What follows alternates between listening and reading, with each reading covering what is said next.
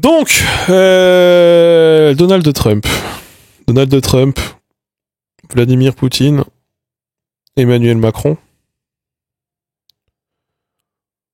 La fatigue. J'ai écouté Macron en plus tout à l'heure, là, qui a fait, évidemment, répondu à des questions. J'ai notamment entendu parler de Simon Puech sur France Info, MDR. Bon, Trump sur l'Ukraine, là. Trump, il a envie de régler la guerre en Ukraine. Et il a envie de régler, au passage, aussi la guerre à Gaza. On rappelle d'ailleurs que beaucoup de gens ont voté pour lui en pensant voter par solidarité avec ces populations, alors que visiblement il est plus pour la déportation, mais bon, tranquille. Donc, Donald Trump, après avoir proposé du coup cette négociation aux Ukrainiens de 500 milliards de terres rares à Zelensky, visiblement, il ne les pour Zelensky, prêt à en discuter, hein, contre l'exploitation en local, pour défendre, contre les intérêts de défense de l'Ukraine, etc. Visiblement, Donald Trump considère que non, ces 500 milliards, ce n'est pas contre un échange, c'est contre des services qui ont déjà été rendus. Il considère qu'il y aurait à peu près déjà 350 milliards qui auraient été dépensés par les États-Unis pour sauver l'Ukraine qui ne peut pas être sauvée. Il a même accusé l'Ukraine d'avoir attaqué la Russie, que ce soit l'Ukraine qui a déclenché la guerre. Il a attaqué Zelensky en disant qu'il n'avait que 4% de cote de popularité, que ce n'est pas un acteur légitime pour discuter, et qu'il avait refusé de faire des élections, et que c'est un dictateur. Au passage, ça n'empêche pas de parler avec Vladimir Poutine, qui est un dictateur. Et en fait, on se demande pas si tout simplement Donald Trump n'est pas en train de reprendre l'intégralité de la rhétorique russe. J'ai l'impression que les Russes ont gagné. En fait, les Russes ont gagné. Les Russes n'ont pas gagné la guerre froide grâce à leur armée, grâce à la conquête spatiale, mais avec 3 bots qui balancent des conneries sur Internet, ils ont réussi à avoir les États-Unis, visiblement.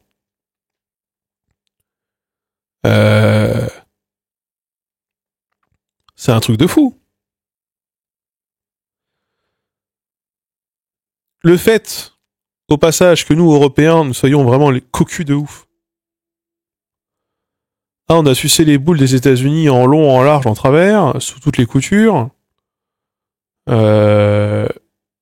Pour qu'en fait, on considère qu'on ne soit même pas des acteurs valables pour discuter. Et Emmanuel Macron, au milieu de ce vacarme, ce qu'il avait déjà tenté de faire d'ailleurs au passage il y a 1 ou 2 ans, se dit que lui aussi il a un coup à jouer. Lui aussi il a envie d'être dans le club des cool kids. Je l'ai encore entendu dire sur France Info qu'il pouvait raisonner Donald Trump parce qu'il le connaissait. Et que c'est le seul dirigeant européen qui le connaît d'avant. Mais pas du tout. Donald Trump ne va absolument pas écouter Emmanuel Macron. Et donc, on se retrouve avec Emmanuel Macron qui, pour moi, Emmanuel Macron, son objectif n'est absolument pas caché, je pense. Hein. Emmanuel Macron a envie d'être le chef de guerre de l'Europe. En plus, maintenant qu'il a plus besoin de gérer les affaires internes du pays et qu'il est totalement dédié aux affaires externes, c'est un chantier qui lui paraît totalement acceptable et sur lequel il peut être bon. Et là, il est en train de lui-même, ce gars qui est quand même c'est un suceur d'Américains à la base, Emmanuel Macron. Hein. Il est en train de nous dire que les Américains, on peut pas compter sur eux, qu'il faut qu'on fasse la défense européenne, qu'il faut qu'on se soude ensemble, etc. Ça me termine de l'entendre et vraiment avoir ce discours. C'est lui qui a réuni les puissances à l'Élysée, c'est lui qui fait des conférences de presse là-dessus. En fait, il a envie d'être le Poutine et le Trump du continent et de lui serrer les dents, etc. Bon, alors j'ai écouté Fabien Roussel et Marine Tondelier moi ce matin sur ce sujet-là. Moi, je trouve que Marine Tondelier était assez juste en disant que dans un monde où Donald Trump est bourré d'incertitudes, à l'Europe, elle, d'être absolument prévisible, d'être un roc sur lequel peuvent compter ses alliés et ses États membres. Il faut une réponse européenne. Moi, je suis assez d'accord avec ça. Je suis tout à fait assez d'accord. Alors, visiblement, il faut savoir que Donald Trump n'a pas bonne presse sur son positionnement sur l'Ukraine et sur Poutine, y compris auprès de certains républicains. Vraiment. Pour le Washington Post et pour Wall Street Journal, Donald Trump a franchi des barrières morales en voulant négocier directement avec Poutine le sort d'un pays sur lequel il chie allègrement, en donnant un blanc-seing à la Russie sur tout ce que la Russie voudrait. Il est allé beaucoup trop loin, en fait. Il est vraiment allé beaucoup trop loin. Même le New York Times, visiblement, n'en revient pas. Certains membres du Congrès ont commencé à vouloir exprimer leur désaccord sans néanmoins contester le pouvoir de Donald Trump qui se renforce de jour en jour, hein, malgré tout. On a quand même une grosse clique de républicains anti-russes qui malgré tout osent pas trop l'ouvrir dans un moment où Trump est en train de donner à Vladimir Poutine tout ce qu'il veut. C'est un truc de fou. Et je pense que c'est peut-être en train de backlash contre Trump. Faut voir. C'est une vraie question qui se pose. Par contre, ce qui moi, vous savez, moi, à la base, j'étais plutôt anti-européen. Comme beaucoup de gens ici. Probablement les restes, les réminiscences de 2005. Bien sûr. Mélenchon, lui-même, faisait campagne en 2012 contre l'Europe. En 2017 aussi, en partie. Aujourd'hui, je pense que pour le coup, on a vraiment besoin d'une Europe forte. Faut qu'on arrête d'être les cocus de l'histoire tout le temps en permanence. Ça peut plus continuer. Regardez les plus gros suceurs d'Américains, d'Occident, que sont peut-être le Canada, les Britanniques et les Danois. Allez, parce que les Danois ils se font bien baiser sur l'histoire du Groenland. Ça leur a vachement servi d'envoyer des troupes en Irak.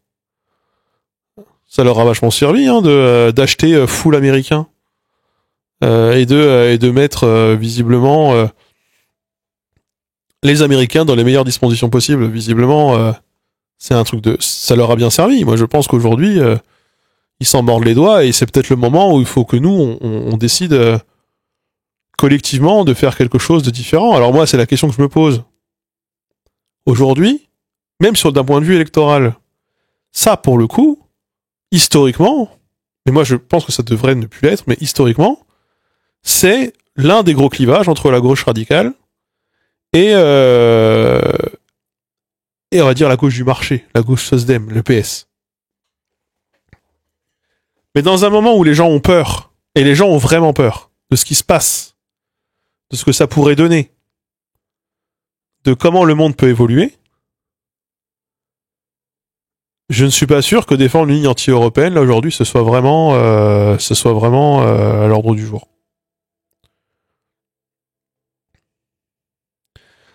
Tout le scénario que Mélenchon défendait en 2017 de la France doit sortir du commandement intégré de l'OTAN, doit quitter l'alliance militaire, doit trouver sa propre voie diplomatique, seule et unie, personnelle, etc. Moi, j'y crois pas. J'y crois pas. Et d'ailleurs, il y a une partie de moi qui me fait me dire que c'est la fin de la domination de l'anglais. Là, aujourd'hui, ce qui joue, on verra, peut-être que je me trompe complètement. Mais dans 20 ou 30 ans, on se dira, c'est à ce moment-là que les États-Unis se sont effondrés et que l'anglais a commencé à décroître, a commencé à perdre en hype, en tant que langue. Et moi, je pense que d'ailleurs refaire une Europe plus indépendante des États-Unis et un Occident, recentrer l'Occident sur nous quelque part, ça doit se faire autrement que par le faire tout en anglais au passage. Mais bon, sur la question de la ligne de la France insoumise, je ne sais pas aujourd'hui quelle est la ligne de la France insoumise sur la question de l'Europe. Je pense qu'elle est un peu complexe cette ligne-là. je pense qu'elle est difficile à comprendre. Là où, pour le coup, elle est absolument lisible quand vous écoutez un Glucksmann parler. Alors, le Glucksmann l'américain, j'espère que pour le coup, ça va vraiment le desservir, ce suceur d'américain. Là. Mais un mec comme Hollande, désolé de vous ramener à ça, mais un mec comme Hollande, dans une période comme celle-là,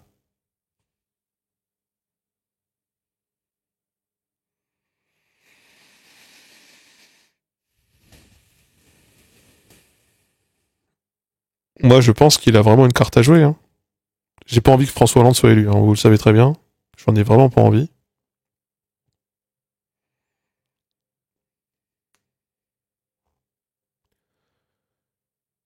Euh...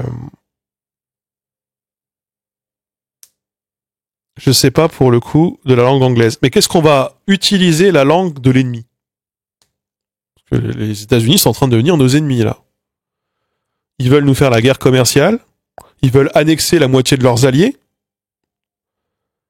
Et ils veulent négocier la paix avec ceux qui essayent d'envahir une partie de nos territoires. Comment dire, pas contingent, mais nos territoires limitrophes. Au bout d'un moment, qu'est-ce qu'on va continuer à gouverner et à diriger notre espace politique et culturel dans une langue qui n'est la première langue dans notre pays, d'aucun d'entre nous. Puisque sur le papier, l'Irlande, leur première langue, c'est censé être l'irlandais, et à Malte, c'est censé être le maltais.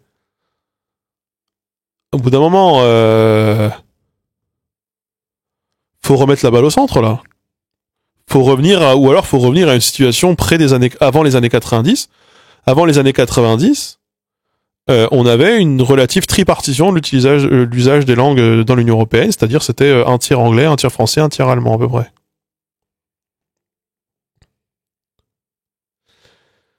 Le problème, malgré tout, en Europe, c'est qu'une bonne partie de notre Europe, elle est trumpiste. Contiguë, c'est le mot que je cherchais. Elle est trumpiste. Giorgia Meloni, Viktor Orban,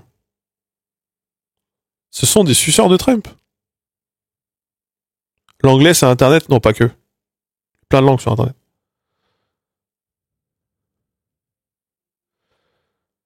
Zemmour, Le Pen, chez nous, ils sucent de ouf. Trump. L'AfD, on va voir ce que ça va donner. En Allemagne, là, ce week-end. Ils sucent Trump aussi.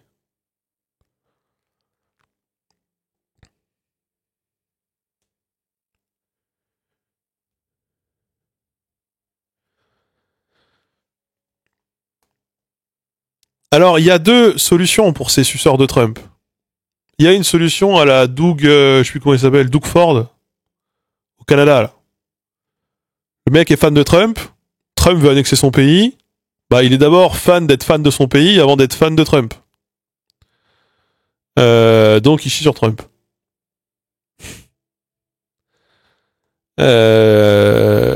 Un gars comme Zemmour, par contre, c'est un fan inconditionnel de Trump, quoi. Ou j'ai vu Asselineau. Putain, Asselineau, là, en ce moment.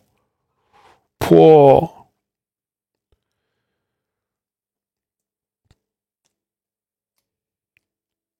Est-ce que tu penses pas que leur soutien à Trump va aller les faire descendre dans l'opinion publique?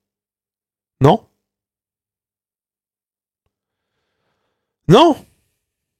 Non, non, non, vous voyez dans la stratégie de Bruno Retailleau une forme de Trumpisme en ce moment. Par exemple, il y a une surenchère dans la droite et l'extrême droite en France d'aller de plus en plus vers des recettes à la Trump puisque c'est ce qui est censé les faire gagner à la fin. Puisque c'est ce qui s'est très bien passé aux États-Unis. Et en vrai,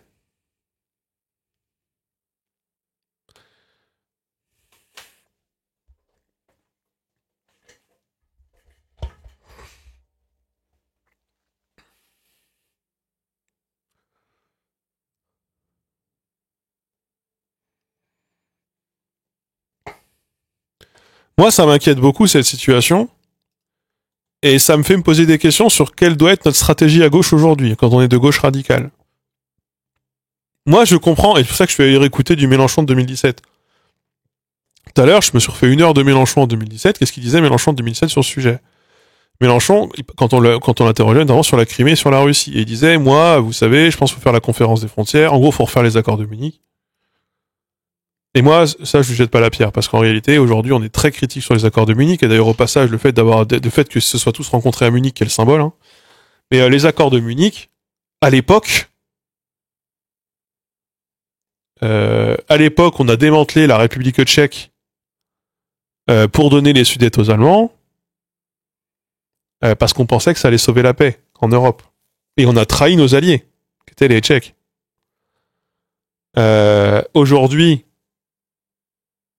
le fait de vouloir dépouiller l'Ukraine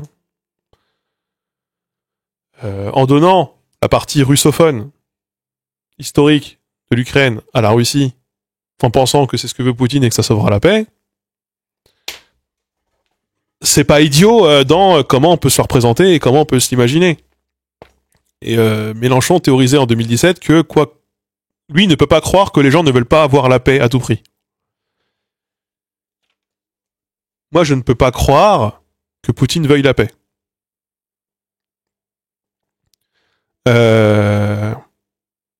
Et je dois dire, c'est peut-être mon côté, peut-être la peur qui parle en moi,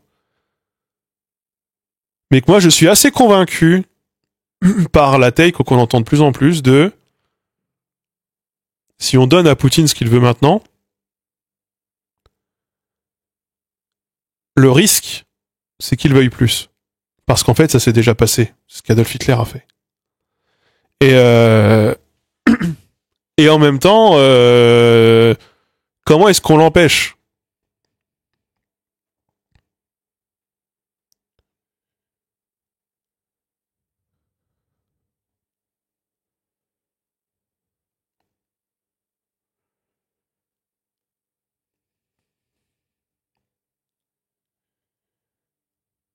Poutine, il a 80 balais? Non. Après, Trump aussi, non? Il a quel âge, Poutine, j'avoue? C'est vrai qu'on est dirigé que par des personnes très âgées. Putain, Poutine, pour le truc sans Wikipédia, c'est le plat.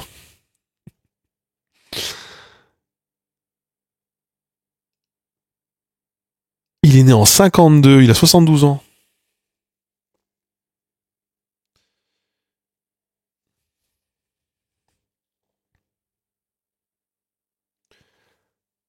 Poutine est mourant, je sais pas ça. J'ai l'impression, en tout cas, qu'on est dans une séquence où, moi, quand je vous dis qu'on n'a pas fini de bouffer de Macron, ou que c'est une séquence favorable pour les sauces d'Em chez nous, c'est sur ce critère. Je pense que dans une période comme ça, un Emmanuel Macron ou un François Hollande ont moins de difficultés à rester en place ou se faire réélire, notamment en cas de besoin impérieux, ou parce que la période le demande, que ne l'est un Jean-Luc Mélenchon.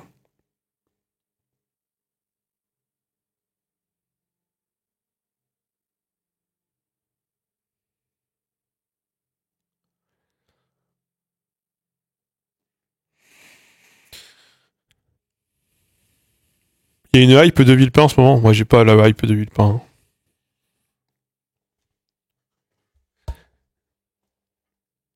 Un cessez-le-feu, comme préconisé par Jean-Luc Mélenchon, c'est une occasion pour Poutine de monter en puissance son armée. La seule solution, c'est les troupes européennes au sol en Ukraine. Le problème, c'est que la majorité lepéno-mélenchoniste est trop flippée par la guerre et fascinée par la supposée force de Poutine. Merci trop le fait pour le raid.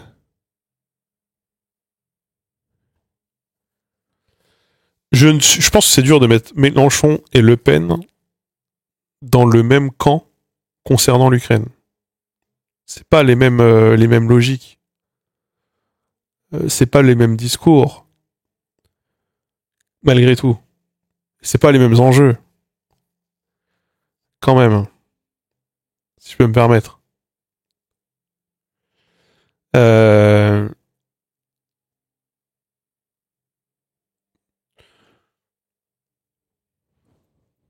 Hollande trop pro-américain, mais Macron aussi à la base. Hein. Macron, c'est un suceur d'américain.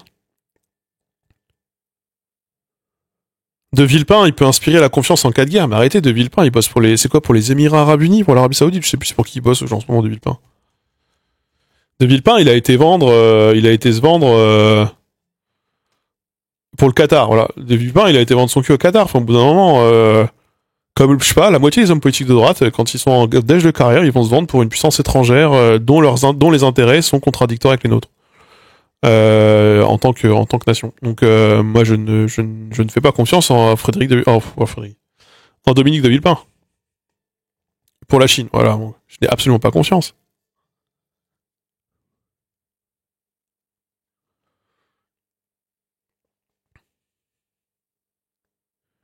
J'y crois pas moi. Un gars comme Hollande, je le vois bien tirer son épingle du jeu sur la question européenne.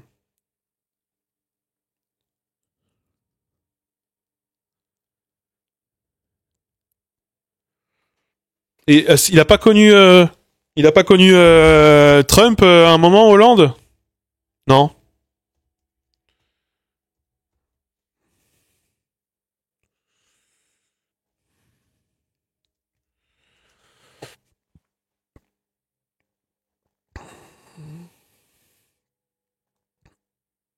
Il a été élu le 20 janvier 2017.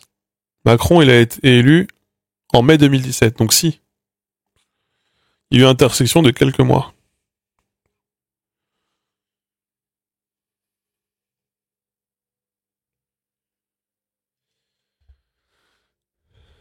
D'ailleurs, putain, France Info, ils m'ont fait péter une durite. Hein. France Info, ils interviewent un gars et ils lui font oui, est-ce que Trump finalement il gère pas ses relations internationales comme il gère comme un businessman. Et le gars lui a répondu non, il gère pas ça comme un businessman, il gère ça comme un mafieux. Ça va terminer, l'autre il a mouché le journaliste de France Info. C'est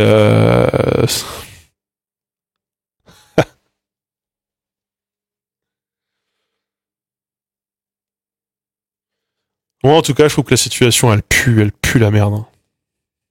C'est pas pareil.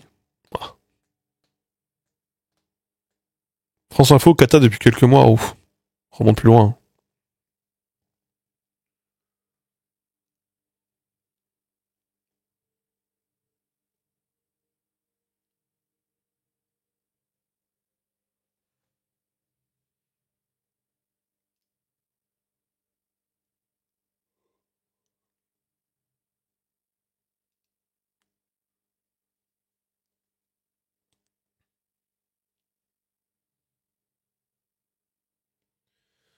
Bah, du coup, en fait, moi, je me pose la question de la Chine. Qu'est-ce que fait la Chine dans tout ça?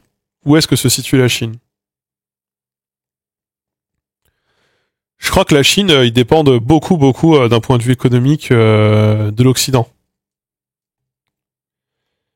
Et je suis pas sûr que ça les arrange, ce conflit permanent en Occident.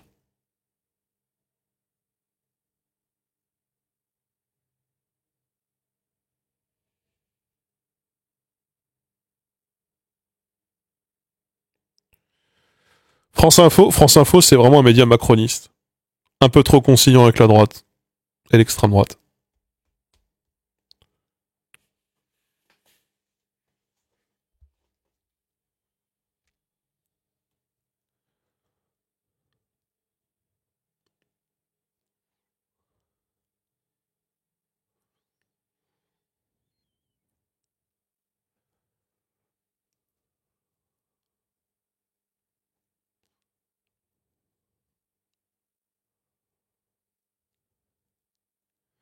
La Chine est la seule puissance légitime pour organiser une paix durable en Ukraine.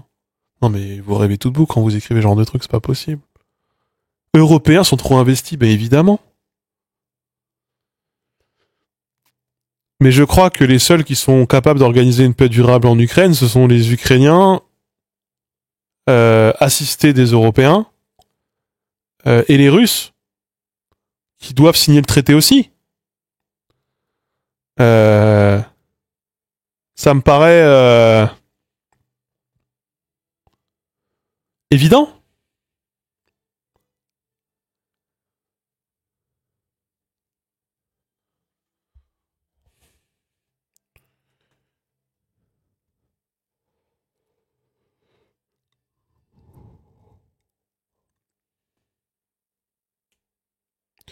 Et l'effondrement des États-Unis, là, comme ça, en tout cas, du jour au lendemain, j'y crois pas non plus. Milley, il a certes foutu son pays dans la merde, mais Milley, il est toujours là, par exemple.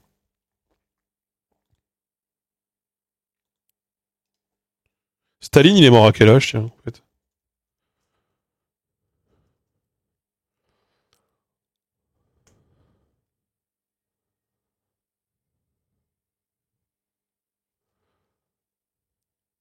Staline, il est mort. Il est mort en 53, il était né en 1878. 74 ans. Peut-être que Poutine, hein, si ça se met mal.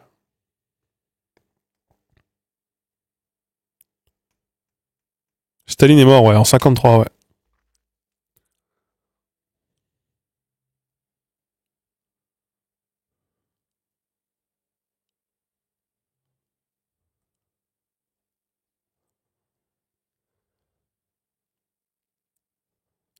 Mais De Villepin, faut arrêter, hein. C'est comme les gens qui disaient Taubira 2022, hein.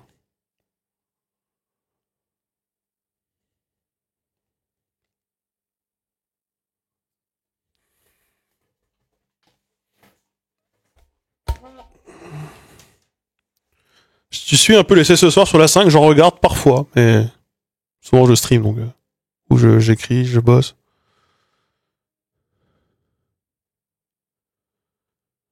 Mais c'est pas Trump qui, son premier mandat, voulait négocier la paix entre la Corée du Nord et la Corée du Sud.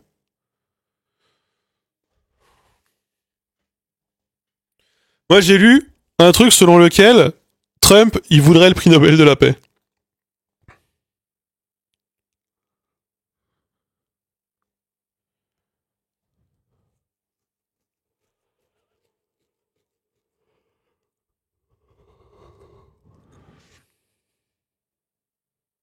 Je sais pas pourquoi, vous êtes parti en débat sur De Villepin, président 2027, là. Rendez-vous.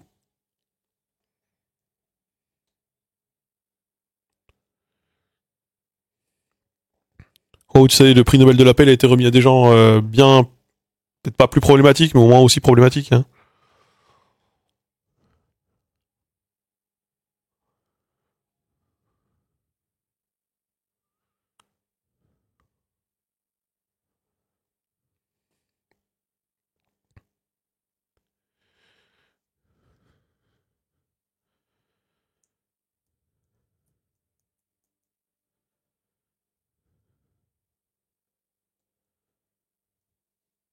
La hype de Villepin, pour moi, c'est comme la hype Taubira, vraiment. Surtout 3 ans avant l'élection. En plus, il y a tellement plus de place à droite. On sait jamais, hein, mais ça m'a l'air d'être un peu bouché à droite quand même, hein. Déjà, la guerre Vauquier-Retailleau, c'est lequel sera le plus nazi sans être le nazi. J'étais dans la hype Taubira. Ah ouais, d'accord, vous êtes fous, hein. Taubira, en 2002, c'était Macron, hein. Sur le programme, Taubira, c'était Macron. Le programme de Taubira 2002, c'était Macron 2017.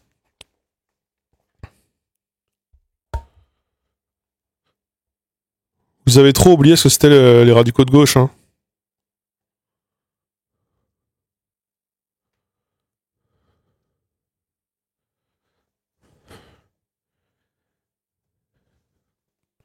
Il y a beaucoup de gens à droite, là, de déclarer, ouais.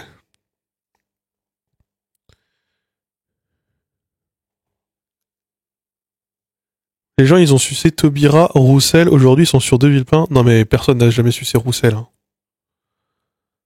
Vous avez l'impression qu'il y a beaucoup de gens qui ont sucé Roussel, vous?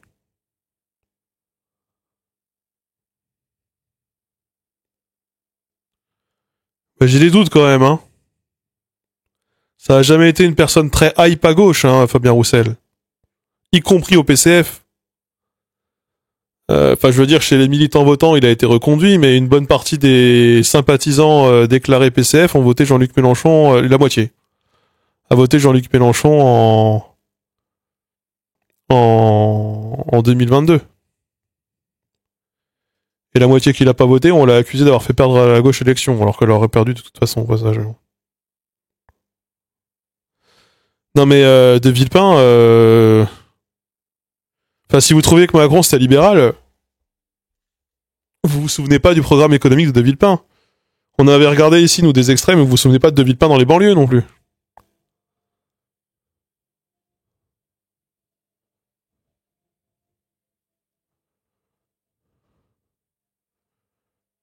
C'est que dans le chat, ouais. Il y a 4 personnes ici qui ont cette hype.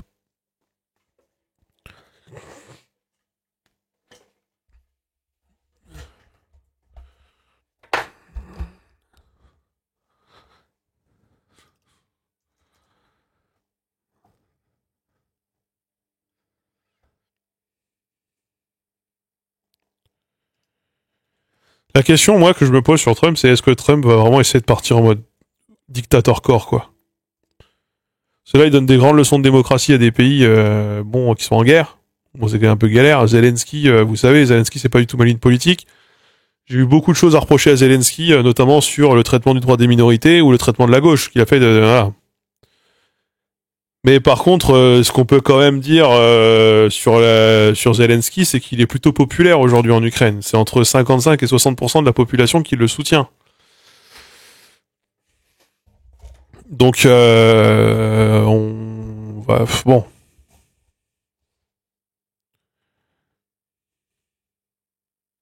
Je me demande si on va pas finir par se faire buter. Oh, il y en a beaucoup qui essayent. Et quand t'entends Trump parler de Zelensky, t'as vraiment l'impression qu'il répète tout ce que Poutine dit sur Zelensky depuis le début de la guerre.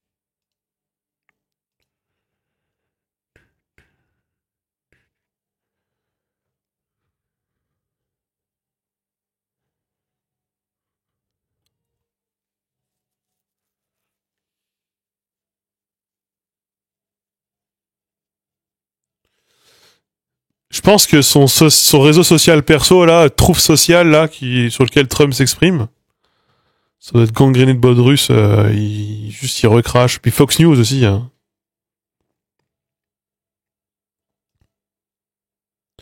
Bon, c'est quoi la position française des différents partis de gauche et de droite en France sur la question de l'envoi des troupes? euh... Alors,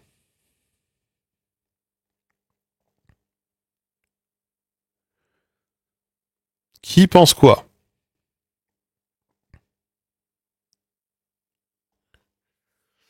Apparemment, Macron, il est pour envoyer des troupes. Bon, lui, on sait que Macron a envie d'être chef de guerre, etc. Il bande là-dessus, donc ça, on était sûr, hein, voilà.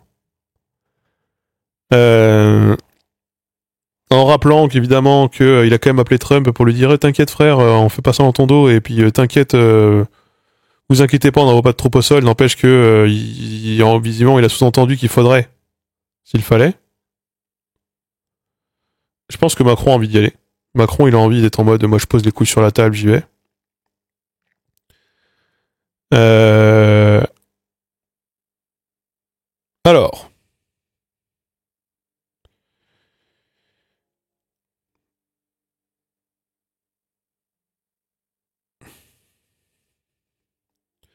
Bompard a dit pas de troupes, sauf si c'est dans un accord de paix, en gros. Parce que c'est ce que l'Ukraine a l'air de souhaiter.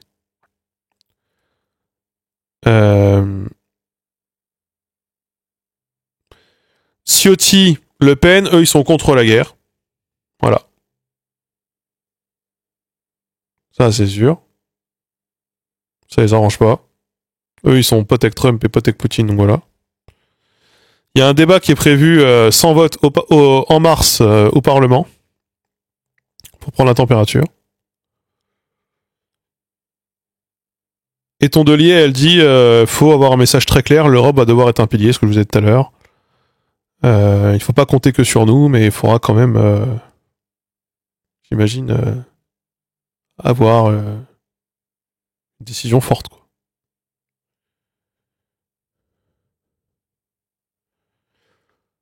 Un an de mobilisation sur en entrant en guerre, non, je ne pense pas.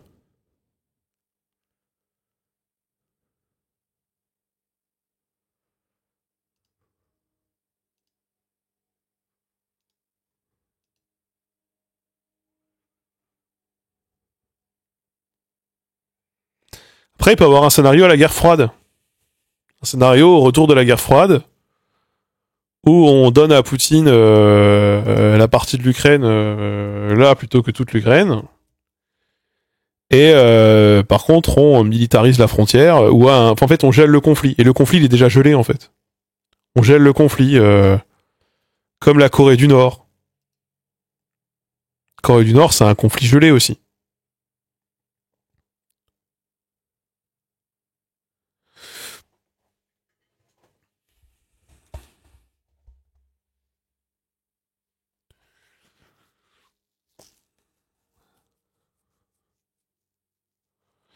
Après, la facture, elle serait salée hein, pour l'Ukraine. Hein.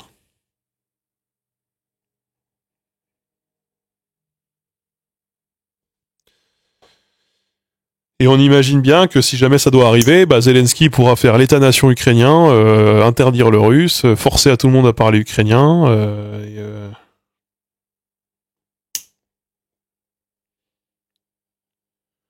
Et voilà. Après, ce qui est bizarre, ce que je comprends pas, c'est la plupart du coup des crimes de l'armée russe se font en territoire à l'origine qu'un territoire russophone. Visiblement, sur une population qui est russophone, quoi. Qui sont censés venir libérer, quoi.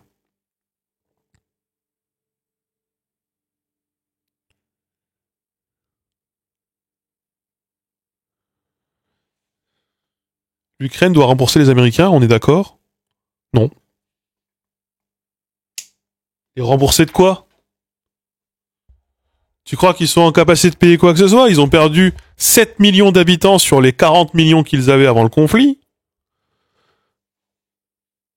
Ils se font occuper la partie de leurs terres qui sont les plus exploitables. Ils se font bombarder la gueule et bientôt, on estime que peut-être d'ici quelques mois, ils auront même plus de quoi avoir de capacité d'infrastructure pour pouvoir fournir l'électricité. Ouais, 7 millions sur 40. Ils sont plus que 33 millions aujourd'hui en Ukraine, ils étaient 40 avant le conflit. Qu'est-ce que tu veux leur faire payer quoi que ce soit? C'est un truc de fou.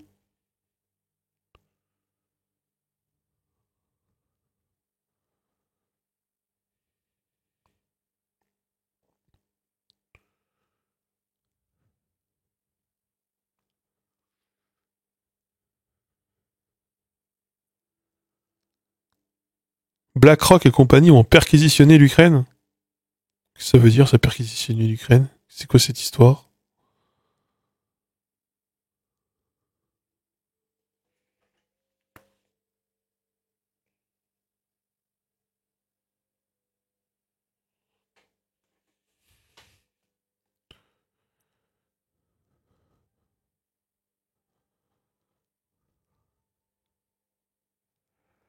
Ouais, ils vont me casser la porte à 6h du matin, repartir avec la télé. Putain.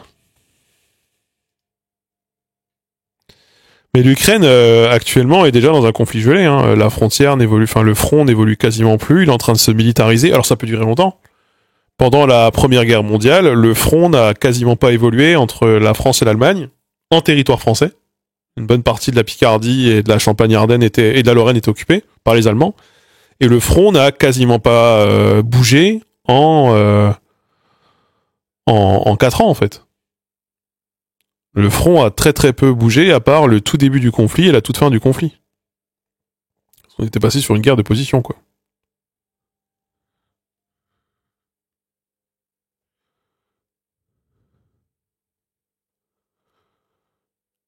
Dans le Donbass, le front dure depuis 2014. Non, enfin, il y avait un conflit en 2014 dans le Donbass, mais le front militarisé est là au point où il l'est,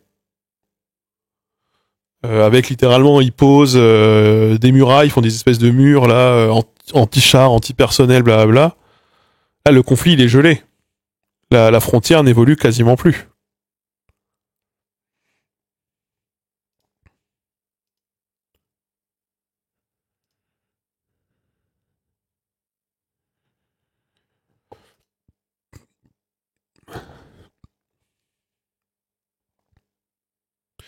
Alors après, il peut se passer des dingueries. Vous savez, quand il y a eu la guerre russo-ukrainienne, russo-polonaise, pardon, euh, là, comment dire, la Russie a roulé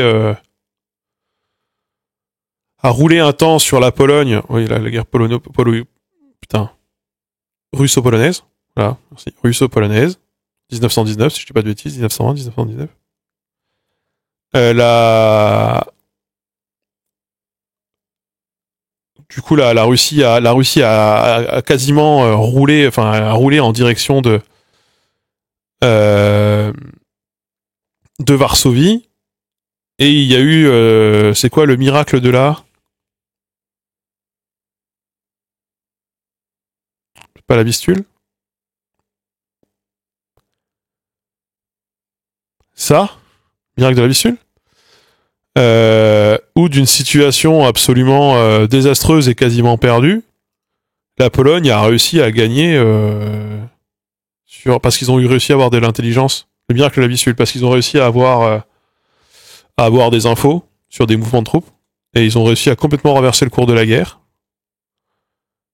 Et c'est comme ça qu'ils ont réussi à conquérir, à repousser leurs frontières de quasiment 150 km.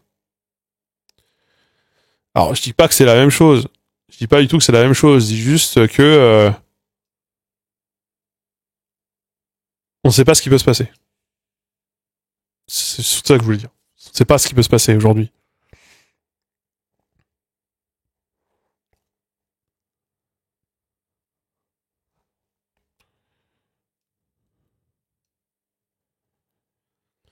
Moi, quand la Russie, ils ont commencé à rouler sur l'Ukraine, je pensais qu'en une semaine, ce serait plié.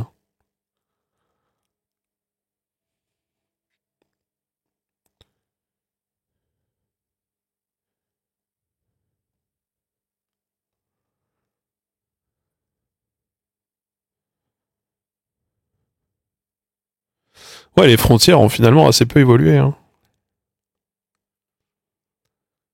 Il y a eu le miracle de les Ukrainiens qui arrivent à rentrer dans l'oblast de Kursk.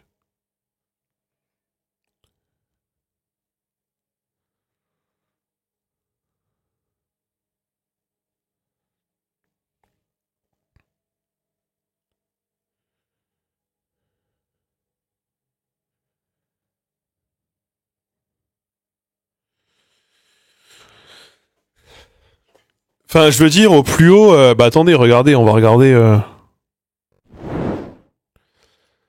Là, donc ça fait 3 ans de conflit, donc c'est le truc de BBC, le lien que vous avez mis. Ça, c'est donc la partie du Donbass qui était autodéclarée indépendante, Novia Russia, évidemment. Ça, c'est l'invasion. Là, on est en mars. Et ils ont quasiment pris la capitale, ils ont roulé en direction de la capitale, ils étaient au port de Kharkiv, le nord, etc. Mariupol, tout est tombé, etc. Et finalement, le nord a pu être libéré. Et aujourd'hui, le front n'a quasiment pas bougé en 3 ans, quoi. En 2 ans et demi.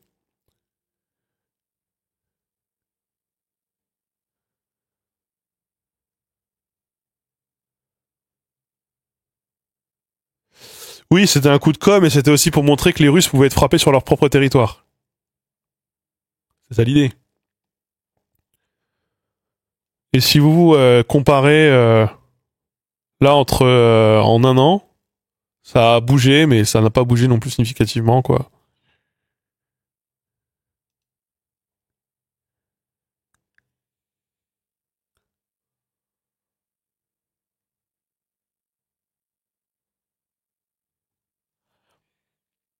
Donc bon,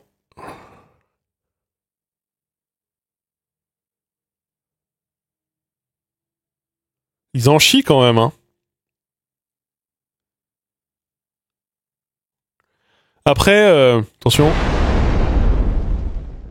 Après, je crois que les Russes utilisent 4 fois plus d'obus par jour que les Ukrainiens. Donc ils ont une force de frappe qui est beaucoup plus grosse.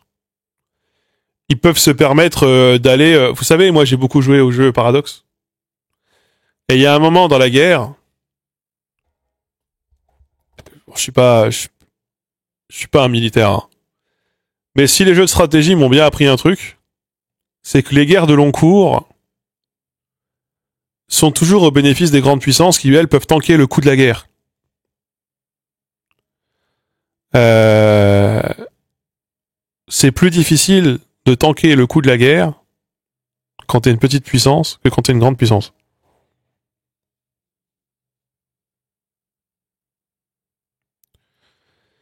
Voilà, je suis stratège, bien sûr, Hearts of Iron, victoire de formation. Emmener l'ennemi à la banqueroute, c'est l'un des meilleurs moyens de gagner.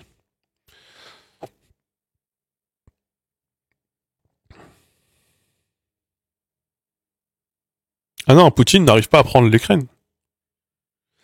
Et ils sont en train de sacrifier une partie de leur population, une partie de leurs jeunes actifs, qui est absolument démentiel. Enfin, le coût démographique pour la Russie, là, il est démentiel. Hein.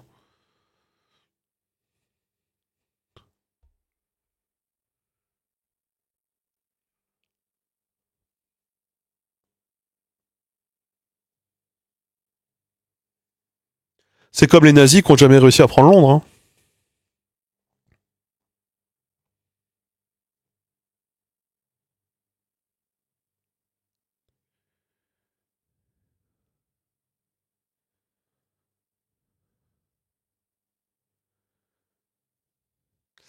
Oui, mais du coup, il y a un trou dans la pyramide des âges, quoi.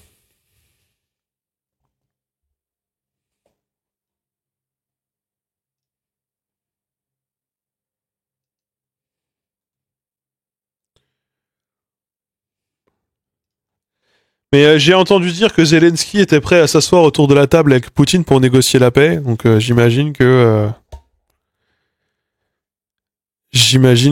ça joue. Hein.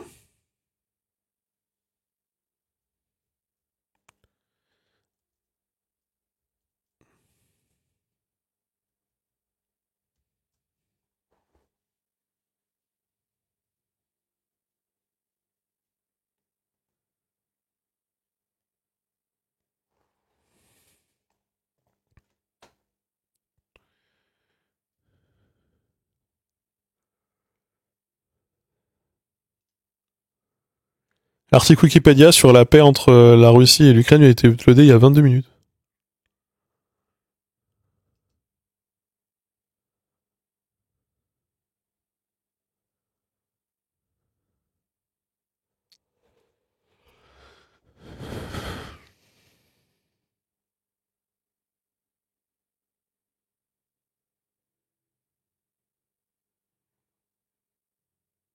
J'ai pas de sondage récent, mais selon Wikipédia, 96% des Ukrainiens euh, voulaient une fin du conflit où l'Ukraine devait libérer la totalité des territoires occupés. Et 54% des gens étaient contre négocier la paix en Ukraine.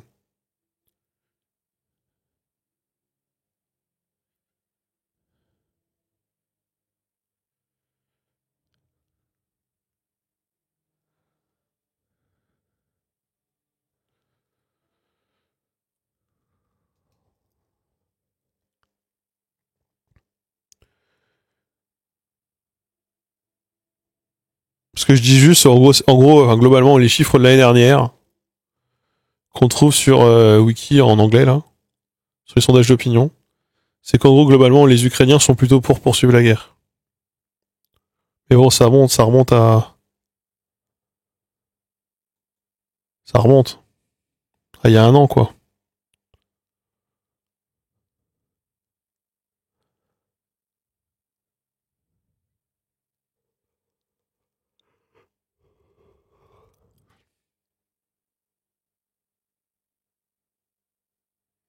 Pourquoi est-ce qu'on parle pas de virer les US de l'OTAN? Moi, je suis pour, hein.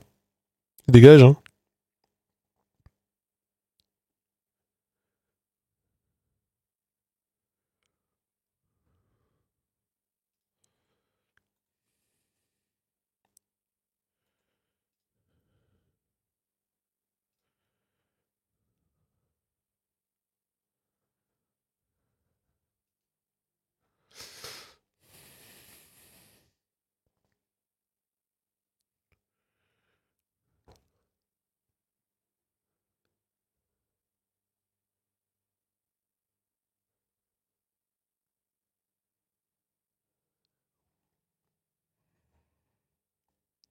Ce qui me termine quand même, c'est cette idée de Trump qui se dit je vais négocier la paix avec la Russie pour l'Ukraine. Si l'Ukraine, ils continuent de bombarder la Russie, ils font comment?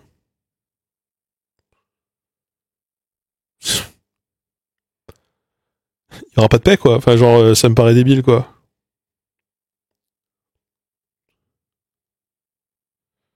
C'est démentiel. Enfin, c'est vraiment, je sais pas. Ça me paraît zinzin.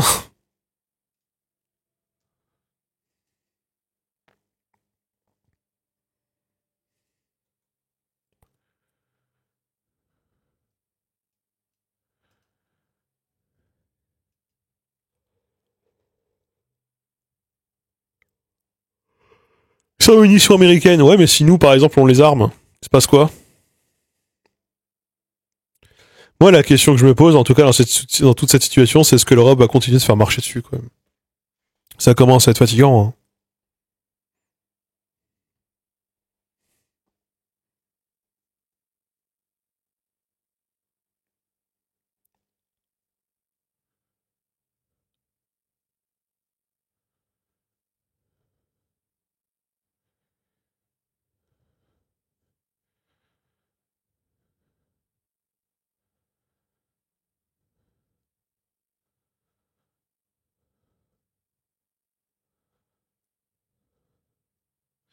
Ouais, c'est vrai que j'ai vu qu'on avait produit genre 60 chars l'année dernière, alors que les Russes sont à 1400 chars, là, par an.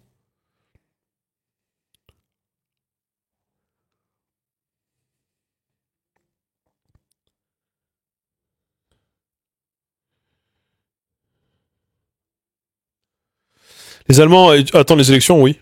D'ailleurs, tiens, je vais aller regarder c'est quoi les sondages électoraux de l'Allemagne. On va aller voir ça, tiens.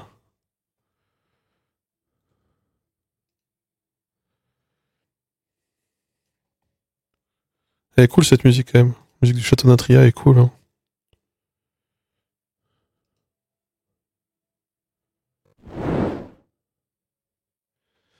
Alors, CDU, CSU, c'est la droite. De plus en plus Trumpiste cette droite d'ailleurs au passage. Euh... Crédité autour de 30 quand même. Le SPD, c'est les socialistes. Alors, Die Linke, c'est l'équivalent de LFI, parti de gauche, qui s'est effondré dans les sondages et dans les résultats au cours des dernières élections. Les Verts, FDP, je sais pas, c'est une espèce de parti j'en sais rien, centre droit, non, c'est pas un bail du genre, je sais plus. AFD, c'est l'extrême droite. Voilà. Et la question, c'est en gros, est-ce que si la CDU ou CSU fait 30 et que l'FD fait 20, est-ce qu'ils se mettent ensemble pour gouverner? Faire une alliance des droites.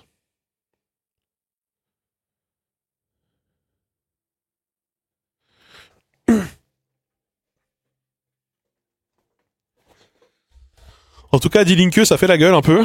On va voir, hein, c'est ce que ça donne. Mais bon.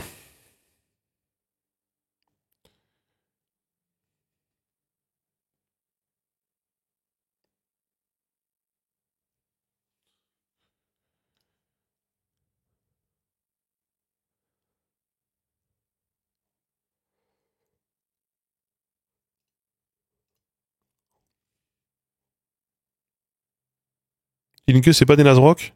C'est ça que tu veux dire? Dur à dire. Ce qui s'en rapproche le plus chez nous, c'est anciennement le front de gauche. Voilà.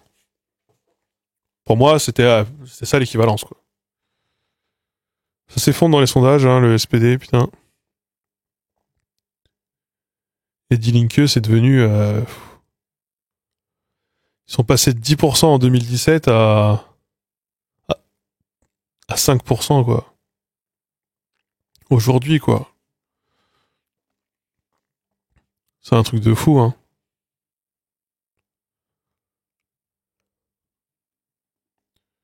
Ils servent à rien, là. Enfin, ils servent à rien. Moi, c'est un peu la peur que j'ai. CDU, CSU, CLR, ouais, en gros. c'est un peu la peur que j'ai en France. Hein. C'est que les filles se retrouvent à faire 5% et qu'on n'en entende plus parler, quoi. Ça galère à rester la tête hors de l'eau, quoi. Et moi, j'y crois, hein, ce truc du retour de la droite de la gauche, j'y crois à fond. Hein. Enfin, j'y crois. Je crois que c'est ce qui va se passer. Je crois pas que c'est pas ce dont j'ai envie, hein, mais je crois que c'est ce qui va se passer. Hein.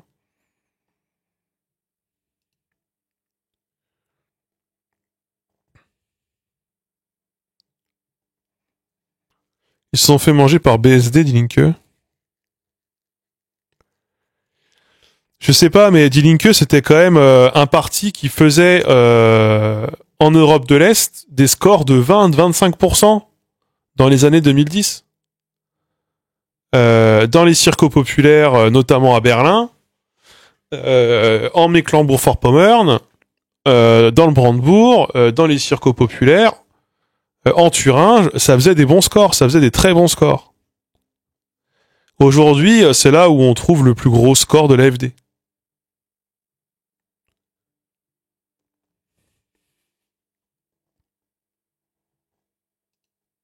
Et de très loin.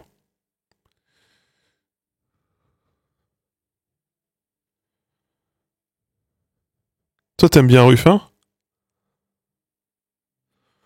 Bon, en ce moment, j'aime plus personne. En ce moment, je me demande si je vais pas juste prendre ma carte au NPA et ne plus vouloir voter. Franchement, je me pose la question. Je vous jure, plus que partir défendre Ruffin s'il part tout seul, moi, je suis plus parti pour considérer que c'est plié, que c'est finito en ce moment. Hein.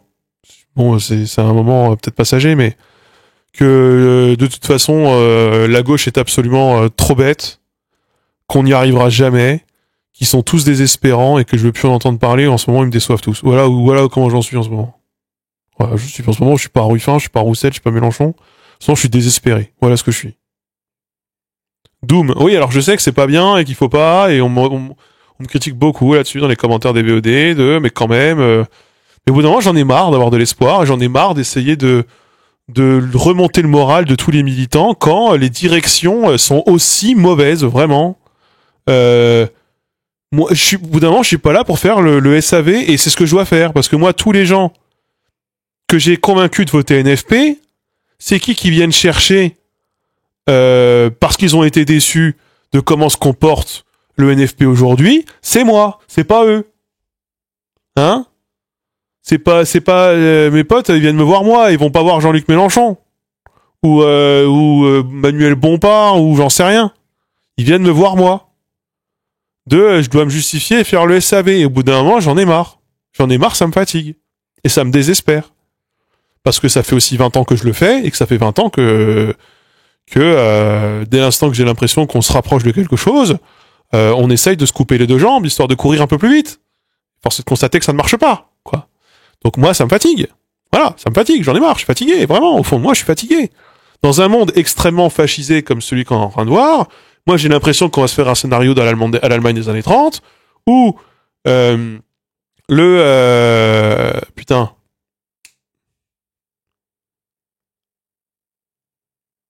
Le SPD, merci.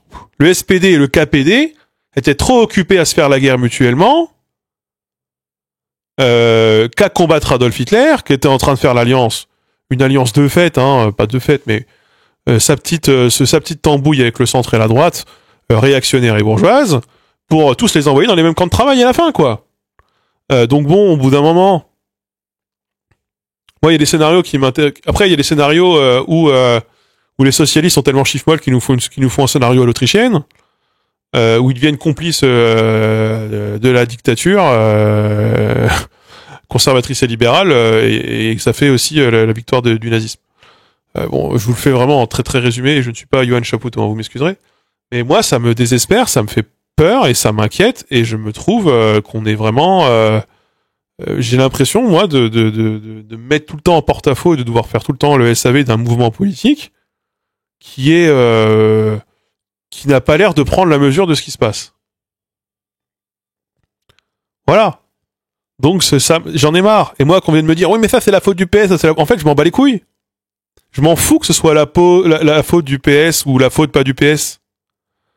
Ce qu'il faut bien comprendre, c'est que le Parti socialiste, comme la France insoumise, est convaincu d'avoir la bonne solution. Les deux.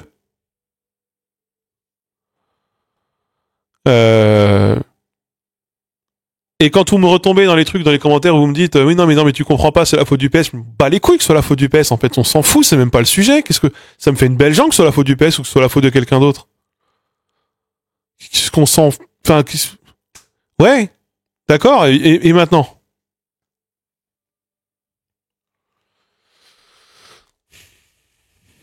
Donc ça me fatigue. Voilà, ça me fatigue.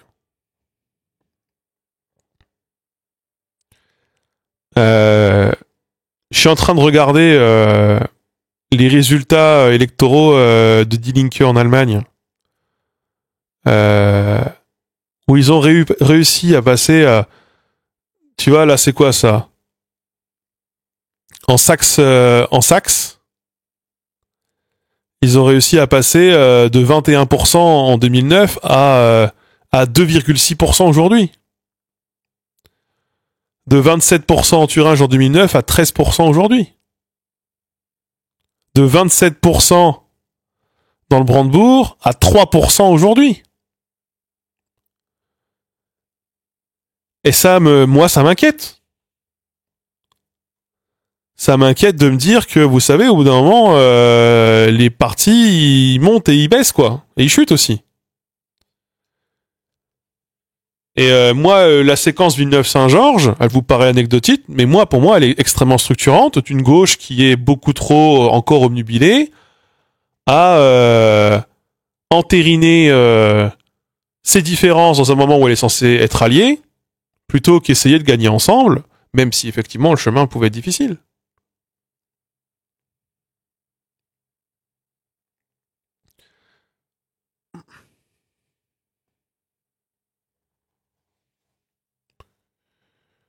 Et moi, j'ai l'impression qu'on a besoin de 109. Voilà, moi, c'est ce que je vous dis depuis le début. On a besoin de 109. Est-ce que François Ruffin, c'est le bon candidat? M'en fous. Je sais pas. J'en sais rien. Peut-être pas. Non, j'en sais rien. Je m'en fous. Je pense que Mélenchon n'est plus le bon candidat aujourd'hui, cela dit. Je pense qu'il nous faut du 109. Bah, vous me foutez une Gaieté, j'en sais rien, une Hautain, ou même un Bompard, même si moi, Bompard, voilà, je suis pas très client. Même si il est pas mauvais en plateau, bah je m'en fous, mais au bout d'un moment, il faut qu'on crée quelque chose de nouveau, quoi. Il faut une forme de renouvellement. En fait, il faut changer sans rien changer, mais il faut changer quand même. Si on veut créer une dynamique, quoi. Bon, pas un De Villepin, hein. Voilà, je peux me permettre.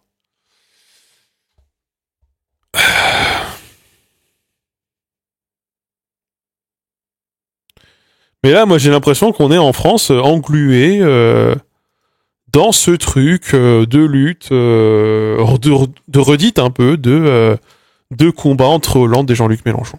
François Hollande vs Jean-Luc Mélenchon. Moi, j'ai déjà donné. Moi, j'ai déjà donné ça. Moi, j'ai donné, je veux pas refaire ça. Vraiment, j'ai déjà fait. C'était ma première campagne présidentielle en tant que militant et en tant que votant. C'était en 2012. Moi, j'ai déjà donné. Pitié, pas de nouveau. Et j'ai l'impression qu'on y va, quoi.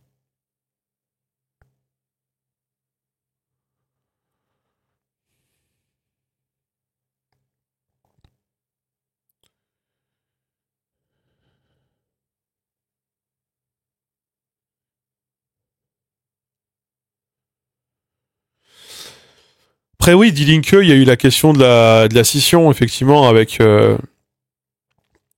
Sarah Wagenknecht, le chevalier de voiture, bien sûr. Espèce de forme de populisme de gauche, un peu à la... Je sais pas si on peut dire à la Fabien Roussel. Je pense pas que ce soit très juste. Je pense pas que ce soit très...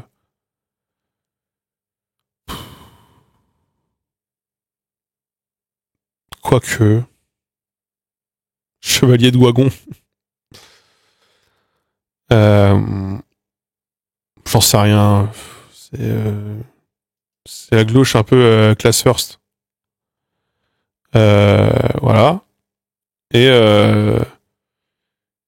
Mais c'est vrai qu'ils ont ils ont fait un meilleur score que Die Linke sans pour autant faire un très gros score. Donc ça a juste éparpillé les voix. Ça n'a pas aidé quoi. C'est pas un peu class first, c'est ouvertement anti-migrant. Oui, mais c'est pas la même chose parce qu'en fait, tu peux considérer que les migrants, enfin, parler de classe et être pour ou contre l'immigration, c'est quand même deux choses différentes. Tous les class first ne sont pas, enfin, tous ceux qui réfléchissent tout d'abord en classe sociale ne sont pas anti-migrants. Bah, genre le NPA, c'est pas un parti anti-migrant, quoi, par exemple.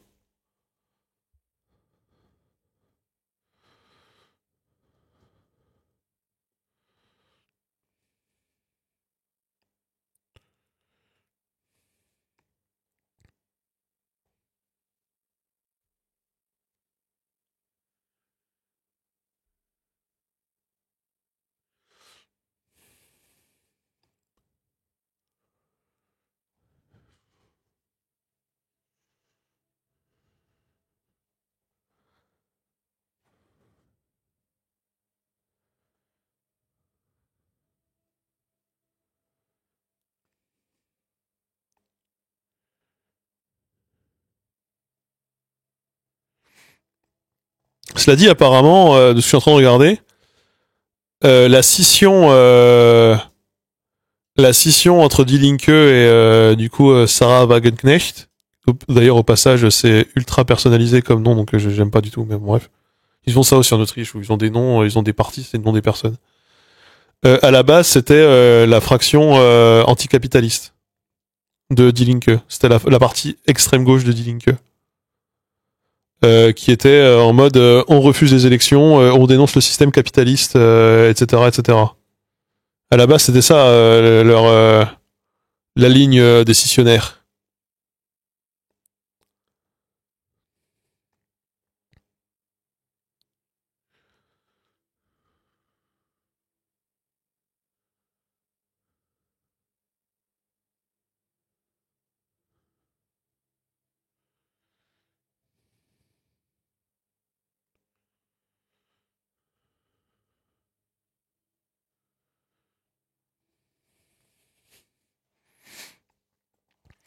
Faut saluer les efforts conjoints de la gauche et de la droite pour invisibiliser tous les andis. Ouais, ou on en parlait encore tout à l'heure, par exemple les minorités linguistiques. En France, elles n'existent pas. C'est genre, elles sont inexistantes. On vit dans un magnifique pays où tout le monde parle français, que le français, dont c'est la langue maternelle, et c'est tout, quoi. Euh... Bonne nuit. Mais voilà, bon, écoutez, on verra ce que ça donne.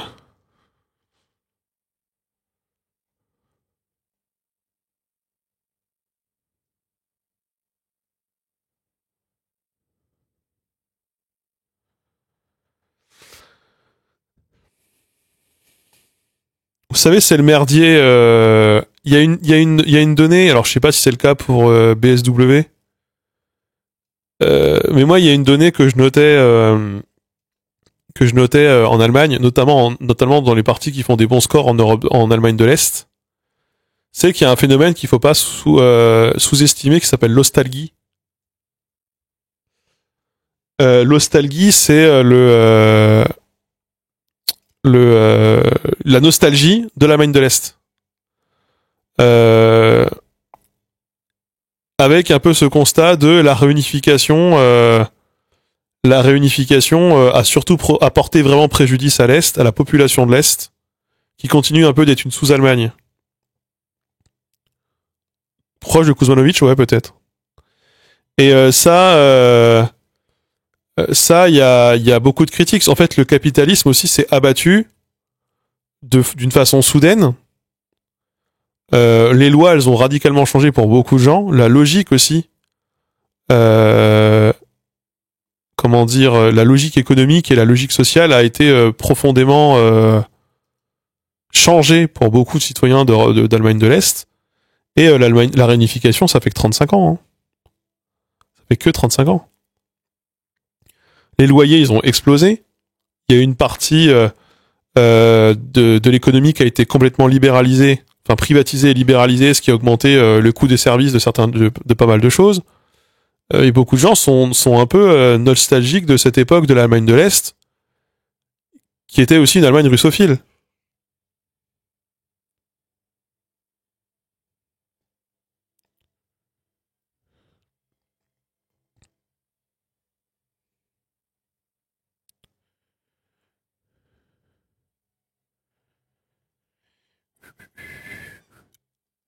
45 ans ça a duré la RDA,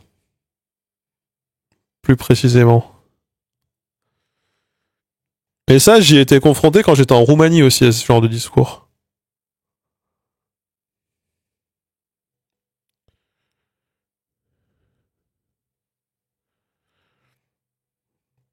Russophile de quoi? De la Russie de l'URSS ou de celle de Poutine?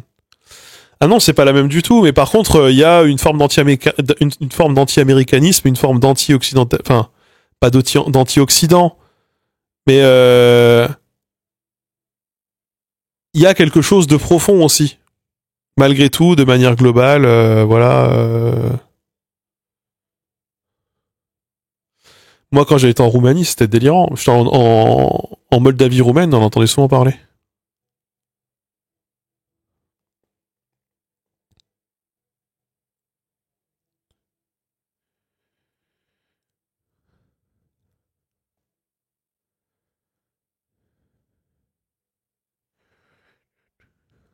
Chez les vieux ou chez les jeunes? Moi, c'était des gens qui avaient près quoi, 45 ans, 50 ans, 45, 50 ans. C'est des gens qui avaient en gros 20 ans à l'époque de l'effondrement de l'URSS, quoi. 15-20 ans, quoi.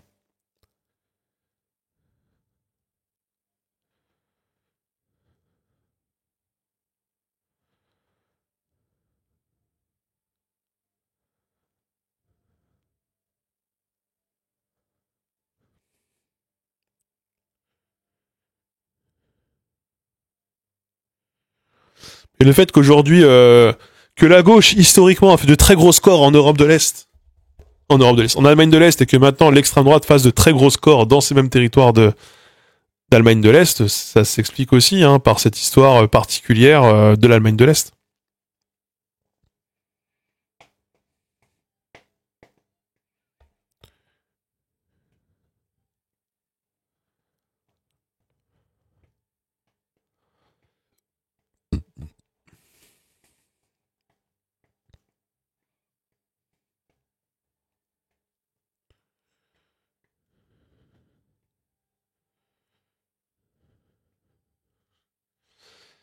C'est un truc un peu particulier quand même, hein, ça.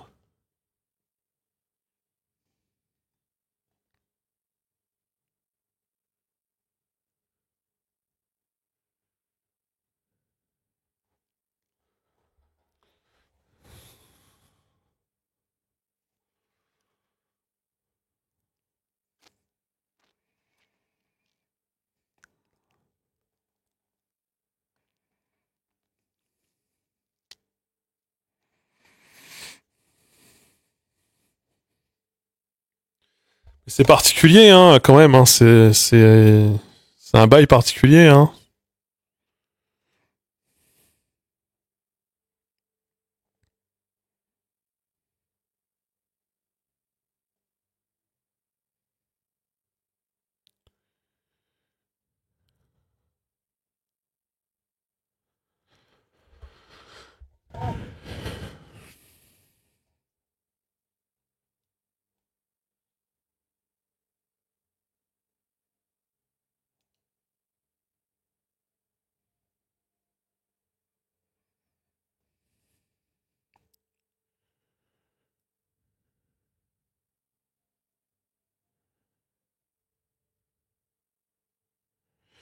Apparemment, je suis en train de lire un truc là. Du coup, que aujourd'hui, en gros, la vision de l'histoire et du pays et de la culture est essentiellement une vision ouest-allemande qui a été structurée à l'époque de la RFA, que ça domine dans les discours et que c'est vraiment extrêmement prégnant, et qu'il y a un peu, du coup, encore aujourd'hui, une prise de haut et une minoration et une volonté un peu d'effacer cet héritage est-allemand. ce qui est mal vécu par une partie des Allemands de l'Est qui du coup ont des réflexes un peu plus réactionnaires et identitaires.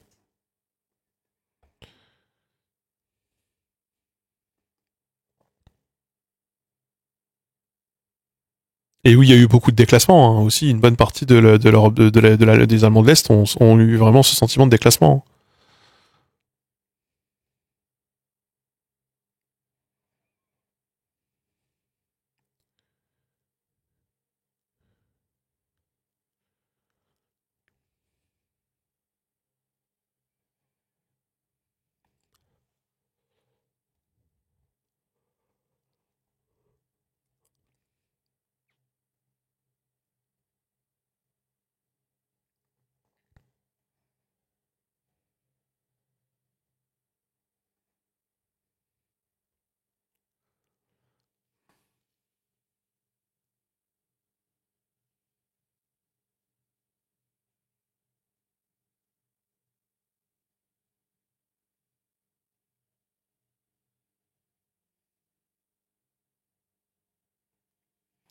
L'Allemagne de l'Est, on la voit nulle part en même temps. Quand on voit même les clubs de foot, il y a une énorme domination par l'Ouest et la Bavière. Ouais, la Bavière qui faisait partie de l'Allemagne de l'Est, de l'Allemagne de l'Ouest d'ailleurs. Mais oui. Grosse différence culturelle entre le Nord et le Sud. Oui, mais t'as pas une très grosse différence entre une ville comme Lübeck et une ville comme Rostock, tu vois.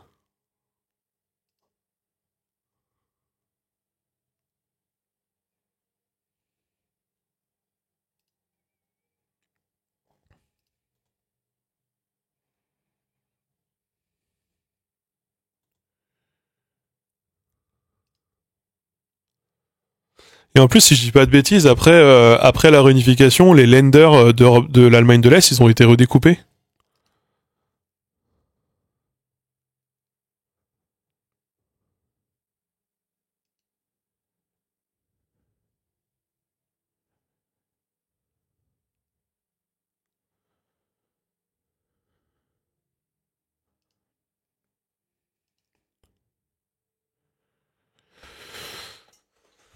C'est un peu hors sujet, mais est-ce que tu sais pourquoi il y a la CSU en Bavière et la CDU partout ailleurs? Bah, c'est juste parce que c'est deux partis différents selon la région. Et la CSU et la CDU, c'est la même chose. Enfin, c'est la même chose. La CSU, ça pèse tellement lourd que, enfin, tu peux pas faire sans, quoi. À l'époque où c'était Merkel qui dirigeait le pays, la CSU lui avait fait du chantage parce que la CSU est plus à droite que la CDU. Enfin, je sais pas si c'est encore le cas, mais en tout cas, il y a encore quelques années, c'était le cas. La CSU est plus à droite que la CDU. Et elle faisait du chantage, il faisait du chantage à Merkel pour notamment la destituer si jamais elle l'adoptait pas pour une politique très anti-migrant, quoi. À l'époque où Merkel, elle était sur on accepte tout le monde.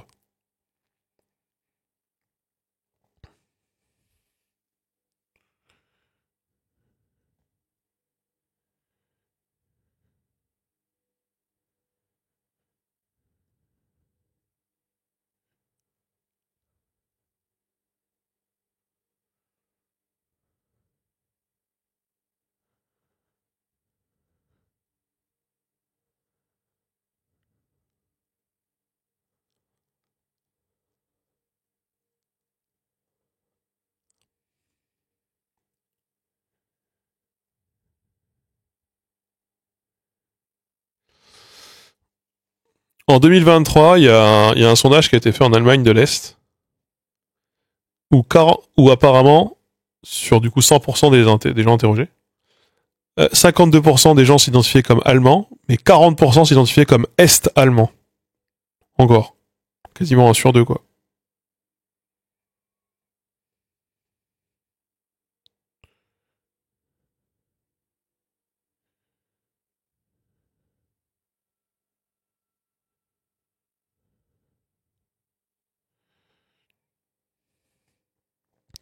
Et visiblement, si une majorité d'habitants de l'ancienne Allemagne de l'Est préfèrent bien sûr vivre dans une Allemagne unifiée, bien sûr, une bonne partie de ces Allemands, un peu plus de la moitié, considère néanmoins que l'Allemagne de l'Est indépendante, c'était pas si pire, et qu'elle avait plus de bons côtés que de mauvais côtés.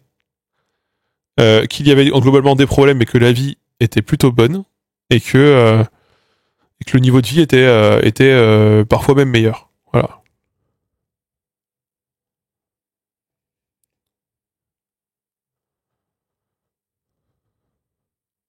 C'était il y a moins de 40 ans, tout à fait. C'est à 2 générations.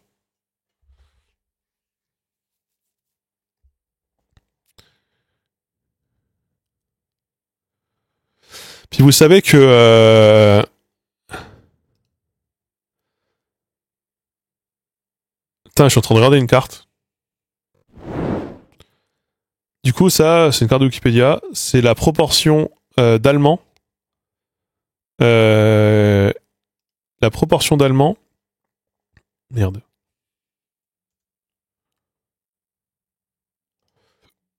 La proportion d'Allemands qui n'a pas d'ancêtre immigré.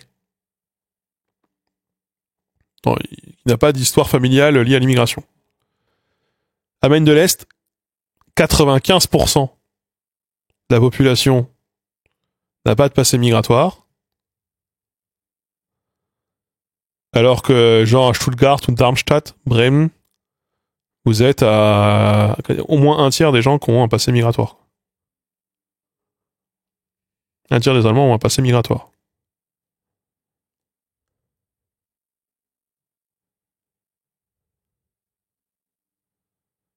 Bizarrement, c'est les Länder où la FD est forte, non? Oui, et c'est là où la Die Linke était très forte aussi avant. Phantom Border, ce genre de carte. Oh, bah alors, toutes les cartes... Regardez, score électoral de la FD. De la FD, de la Die Linke. Score électoral de Die Linke en 2017.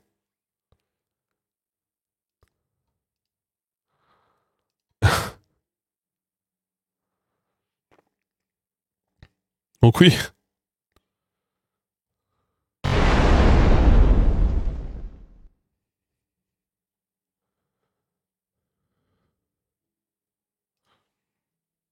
Vous aimez bien le truc des Phantom Border? Moi je trouve ça trop cool. Il y en a pas mal en Suisse, j'en avais parlé dans ma...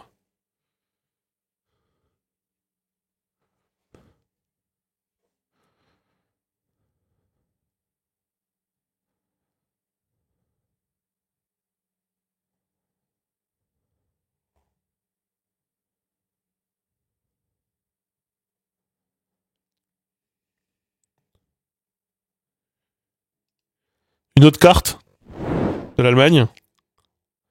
En bleu, les protestants. En vert, les catholiques. En rouge, les athées.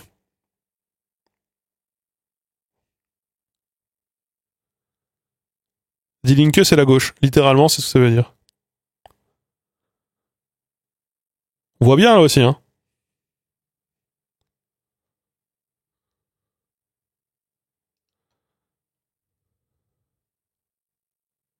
Moi, j'aime bien la Pologne aussi. J'aime bien la Pologne. Ça, moi, j'appelle ça l'Allemagne de l'Est. Mais bon.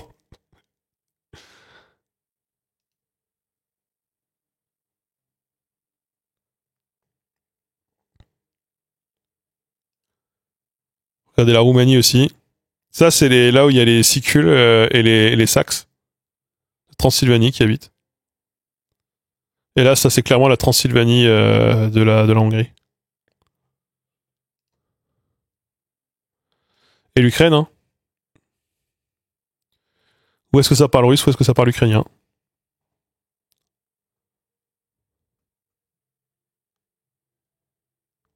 À la base, hein.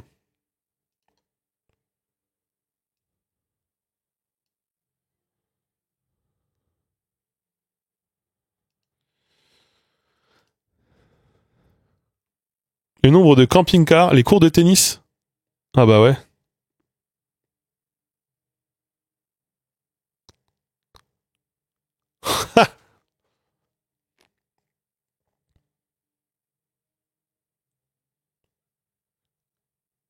On a des fantômes border en France.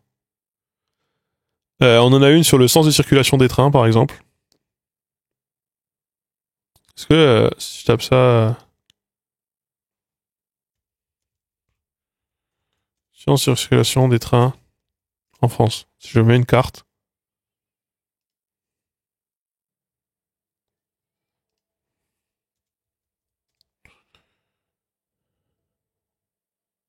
Je vais pas l'avoir. Je vais pas avoir de carte.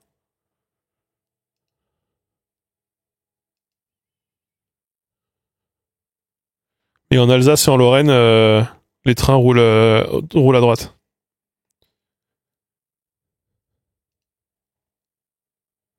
Ils roulent de l'autre sens.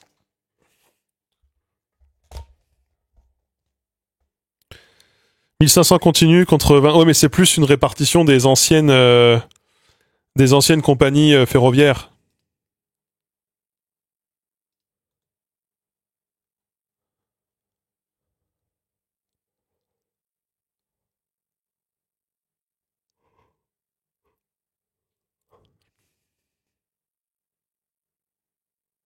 Mais des fantômes border, je suis sûr qu'on en trouve d'autres. Hein.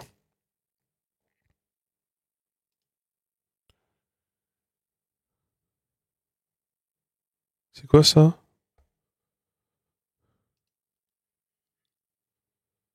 Bah, les Sudètes.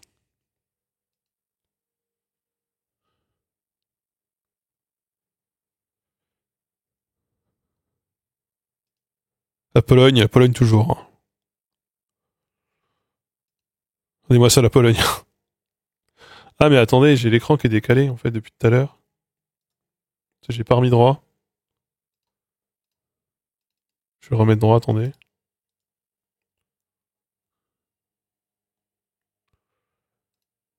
Putain, mais...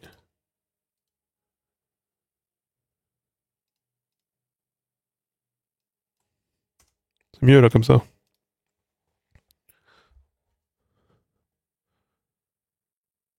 Ah, moi, et sur Reddit, bah, Reddit, ça marche toujours. Hein. Je le suis, le subreddit. Hein. Ah, bon, bah, ciao. Tiens, combien vous gagnez par mois? Bah, globalement, si vous habitez en Europe de l'Est, vous êtes vachement plus pauvre. Hein.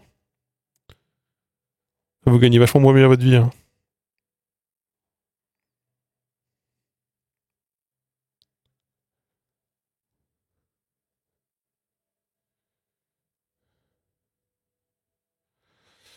Donc voilà. C'est quoi cette carte? Ouais, j'imagine que c'est une moyenne. C'est quoi comme carte, ça? Ah, c'est les votes blancs ou les votes nuls aux élections européennes. Putain. Voilà, il y a plein d'indices comme ça.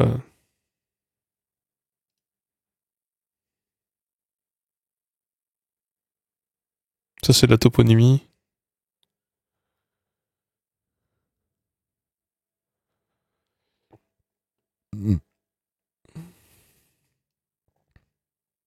Mais par exemple, vote Suisse, adhésion, Europe. Ça, c'est le référendum sur l'adhésion à la Suisse à l'espace économique européen. Qu'est-ce que vous constatez? Si vous parlez français, vous votez pour. Si vous parlez allemand, vous votez contre. Et si vous parlez italien? Cette carte-là, j'en avais parlé dans mon livre. J'en ai parlé dans mon livre de cette carte.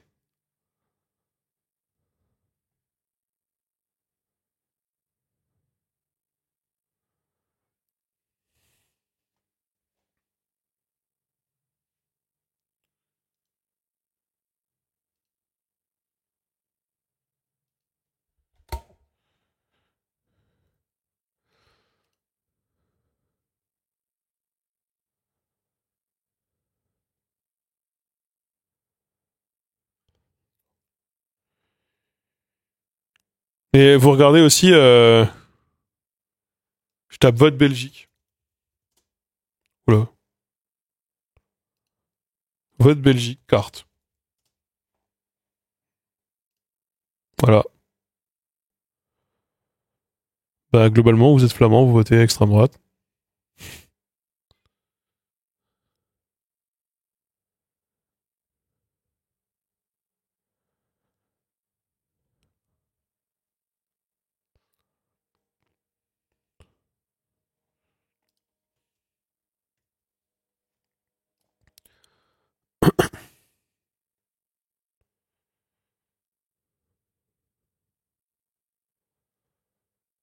Au Canada, il y a ça aussi, je sais pas. Ça, faut savoir que juste là, au contexte, ça, c'est les minorités allemandes.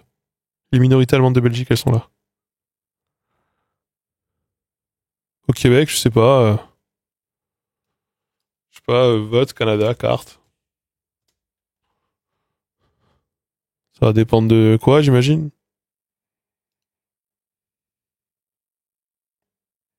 C'est moins évident, j'ai l'impression.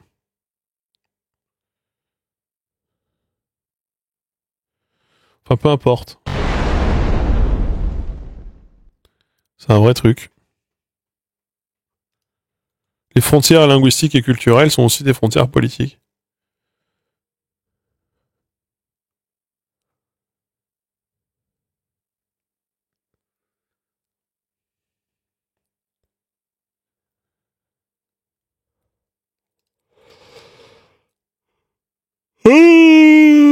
Bon.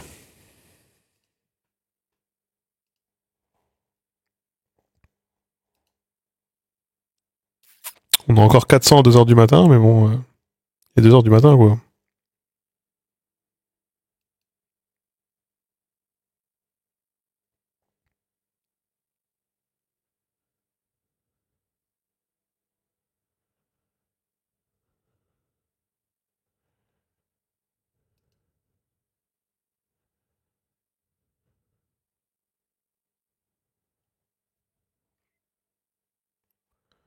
Oui, je mettrai le live en rediff. Je vais le mettre maintenant. Je vais couper, puis je vais mettre ça maintenant. Ce sera plus simple.